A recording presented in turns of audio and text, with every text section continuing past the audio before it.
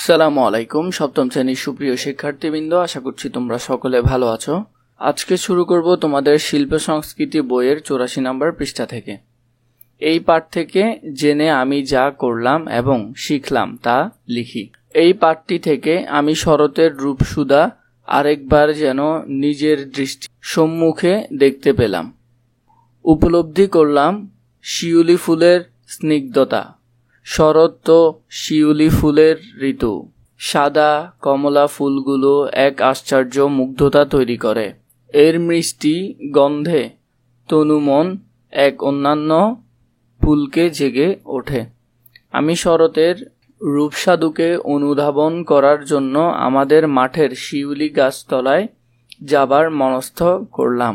তার আগে আমাকে মারাতে হলো বেশি কিছু পথ। সকালের সোনার রোদ তখনও ভালো করে উজ্জ্বল হয়ে ওঠেনি। ভেজা ঘাস হেঁটে বেড়ানোর এক আশ্চর্য প্রশান্তি অনুভব করলাম।